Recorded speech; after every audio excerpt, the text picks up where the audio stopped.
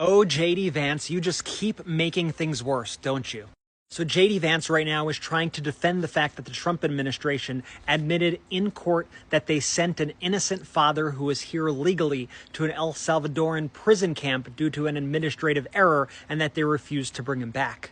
So Vance took to Twitter this morning with his typical condescension and snarkiness and just spread a bunch of lies. Like, this is all inaccurate right here. But he said the following. He was responding to a legal reporter who was saying what actually happened in this case. JD Vance goes, Kyle Cheney, a quote, legal affairs reporter, is apparently unable or unwilling to look at the facts here. In 2019, an immigration judge under the Biden administration, let's just pause there for a second. 2019, who was president? Donald Trump. Okay, let's go again. Determined that the deported man was in fact a member of the MS-13 gang. Not true. He also apparently had multiple traffic violations for which he failed to appear in court, a real winner. So Vance later corrected the post, saying, edited the original post because 2019, when this determination was made, was during the Trump admin, not the Biden admin, but he did not correct the rest of his tweet. See, what happened was there was an informant who thought that this guy was a part of the MS-13 gang, but it was later determined that that information was not true.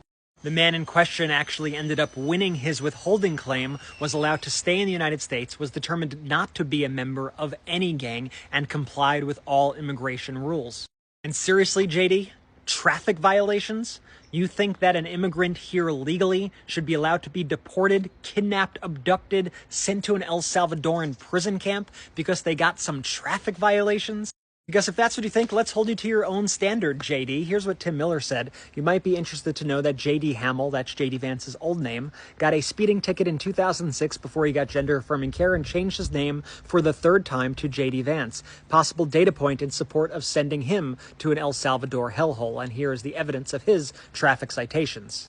Folks, this is why due process is so important. This is why you cannot just pick people off the streets, accuse them of being gang members, and send them to El Salvador torture prisons. Because if you're giving Trump that authority, then you are giving any president the authority to say that anybody is associated with any X group and deport them, send them out of the country, torture them, imprison them, etc.